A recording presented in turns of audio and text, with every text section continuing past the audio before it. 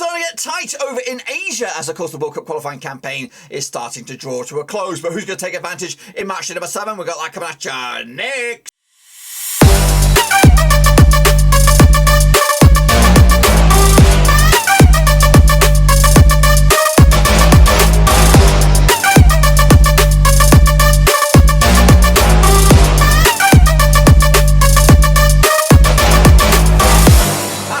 Back once again with another prediction video today. We're looking forward to match number 7 over in Asia. That's right, for the World Cup qualifying campaign for Qatar. Who's going to get stealth a little bit closer? Who's actually going to be on the verge of elimination? We'll take a look at it, all of it, in a minute. Of course, big shout out to my VIPs. They're the Patreons, guys. Thank you for your love. And of course, if you're new, where you've been, smash it or subscribe to keep you banging for the day. All things World Cup qualifying related, blah blah related, World football. We're all here, boys. So here we go. We're going to jump right back into it. Of course, recap those last predictions which took place way back in, of course, November. That's right. So here we go. Let's recap them.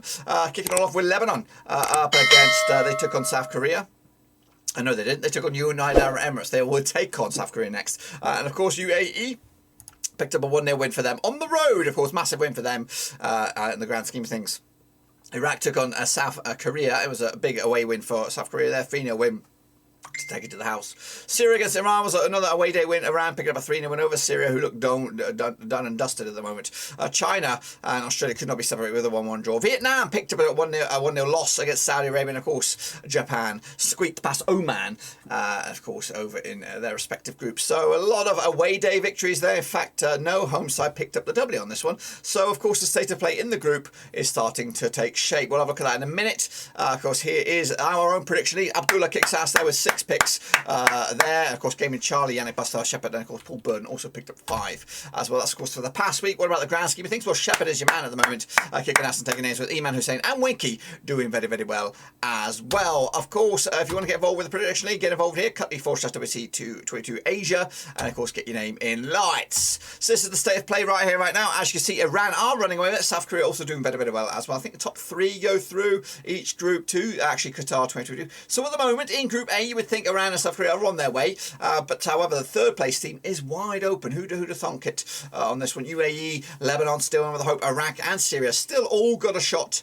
in that third place spot. However, over in Group B, it seems to be already decided with Saudi Arabia, Japan and Australia already there. Oman though still on fighting and trying to keep up to date with Australia here. We'll see how they get on in match day number 7. So here we go, boys. Now no rest for the wicked. Kicking off all with Australia. They're going to be taking on Vietnam over in Oz. Of course, looking forward to this one on match number 7, taking place on the 27th of January, depending on wherever you are in the world. So here we go. Then taking place at the Melbourne Rectangular Stadium, played just the one time in 2021. It was a win for Australia. However, the Aussies coming to this, or the Socceroos, 67% form for them. Just in fact, without a win in 3 here.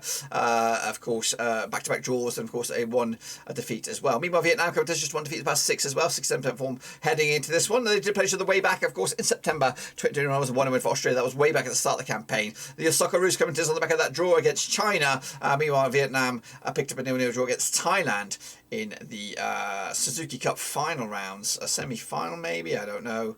It was a 0-0 draw against Thailand, but of course I think they lost on aggregate in that one. Of course, got no odds on this one, so you got to go with your gut. My gut's going to go with the Socceroos here at home, especially 2-0 win for them to give themselves a massive win heading into, of course, match day number 8. Kicking off forward, Japan against China. Of course, early kickoffs. These played each other 10 times 2005, 5 wins for Japan, nothing for China, and 5 draws. Taking place at the Santimana Stadium, of course, 2002.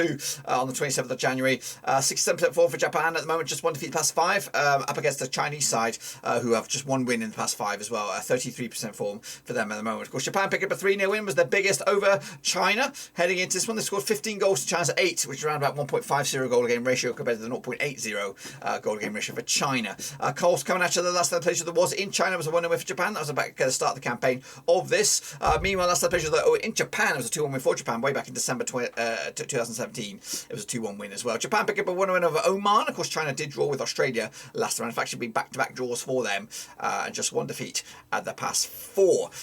Kicking on forward though, got to go with my odds on this one. Got no odds. I am going to go with, of course, Japan to win this one at home. 3-1 win. Of course, it was all away last time. Maybe it'll be all home this time around. So a big win for Japan to keep the heat at the top of the group then. Shall we? Kicking on forward, it's Lebanon up against South Korea again on the 27th of January. This time over at the Saudia International Stadium. Lebanon Lebanon. I've played South Korea 9 times, 2011. Just 1 win for Lebanon, 6 wins for Korea, and 2 draws. Of course, Lebanon come to this 2 wins in the past 6, 33% form up against the Korea side, who haven't lost in the last 11 games. They actually got a winning streak of 4 on the bounce. In fact, 5 of the last 6 as well. 92% form for South Korea at the moment. Of course, last time out they played each other 9 times. Of course, since 2011, 6-0 win was the biggest win for South Korea. 2-1 win was for Lebanon. Of course, it was around about 2 goals. They've scored 18 goals compared to Lebanon's 4, and of course those 9 matches works out to be around about 2 goals to a game ratio compared to the 0.44. The last time played was a 1-0 win for Korea. That was way back in September. And the last time played though in Lebanon was a 0-0 draw.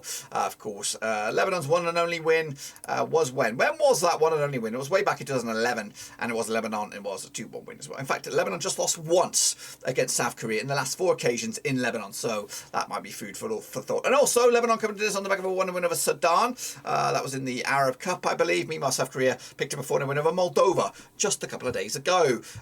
Kicking on forward, let's take a look at this one then. Of course, got no odds, but you're gonna back South Korea on this one, haven't you? Gonna go with a 1-0 win for South Korea on the road, and again closing in on Qatar 2022. You want to see some of these big boys there, don't you? You want to see Australia there, Japan there, South Korea. You want to see Iran there, Saudi Arabia, and of course that other nation. I don't know. It's wide open. It could go anyway. Kicking off forward though, let's take a look at Iran and Iraq. Of course, locking horns over at the Azadi Stadium, played the 9 times 2010. 5 wins for Iran, 3 for Iraq, 1 draws. A bit of feistiness on this one. Of course, this is your international derby here. Of course, Iran coming to this 92% form. Haven't lost in the last 6.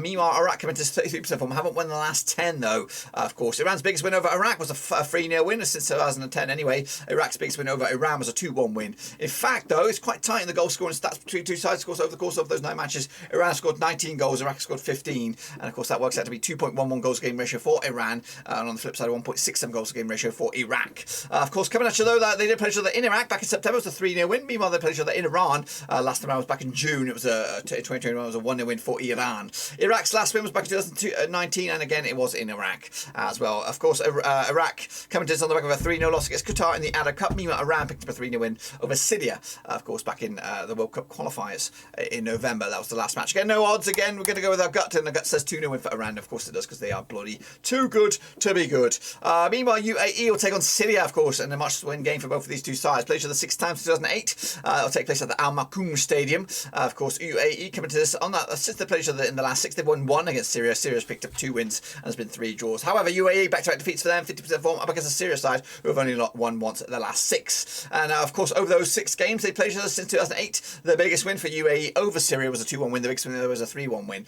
of course. And they've scored 5 goals, UAE, compared to Syria's 7. And of course, Syria's 7 goals equate to about 1.17 goals game ratio compared to UAE's 0.83. Meanwhile, coming at you, they played in the United Arab Emirates way back in November. It was in the Arab Cup Group B stage. It was a 2-1 win for UAE, but they also played each other at the start of this campaign way back in September. It was a 1-1 draw over in Syria though. Syria though coming into this on the back of a 2-1 loss to Malatiyana in the Arab Cup.